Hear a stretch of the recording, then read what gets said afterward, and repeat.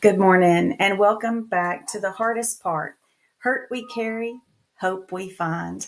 We are on day 14, March 20th, and the title is Shame.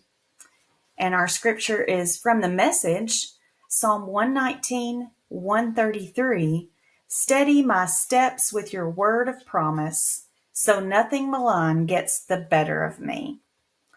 And here our reflection. You are a master juggler, like Cirque du Soleil level, but with fewer sequins and more existential dread. You've got every ball in the air all the time, balancing on a high wire like it's no big deal, until, of course, it is. And when it does, that inner critic of yours might get chatty, muttering things like, "Why can't you keep it all together?" But here's the deal. The problem isn't the dropped ball. It's the heavy weight of guilt that follows, making you forget just how much you've been carrying. Dropping something now and then doesn't make you less capable. It makes you gloriously, wonderfully human. And honestly, who needs a flawless juggling act anyway? Let's leave that to the circus. And here's our response. Are there places where shame hides in the shadows? Using your own words, pray it into the light.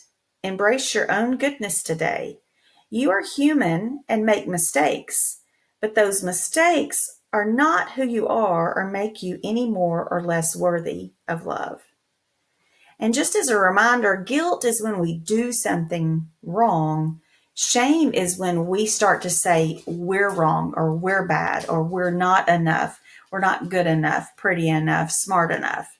Shame takes a hold in that kind of way. So here is our blessing, and this will be our closing prayer. Blessing for the rare times that you're not all that great. If someone asks you to confess something, maybe you'd answer it like a job interview. I'm a perfectionist. I try too hard. Honestly, I spend too much time compensating for other people's faults.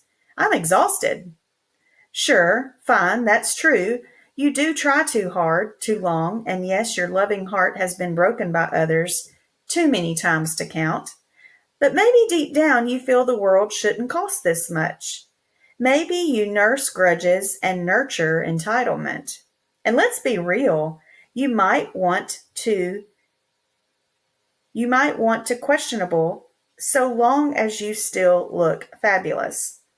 Generosity? Sure, sounds great in theory, but pouring out your gifts openly? Let's just say you're working on that.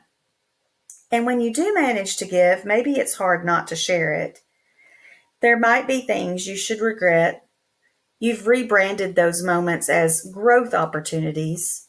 So blessed are you who can stand in the mirror, cringing only slightly, admitting these truths without falling into a tar pit of shame.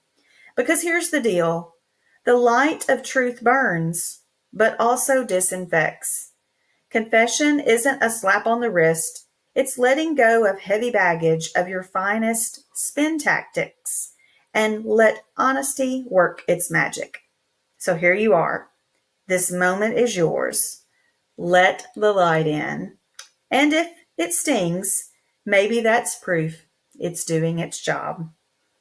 And again, that's another one from Have a Beautiful, Terrible Day, Daily Meditations for the Ups, Downs, and In-Betweens by Kate Bowler. I hope you're enjoying this series. Come back tomorrow for our next installment of The Hardest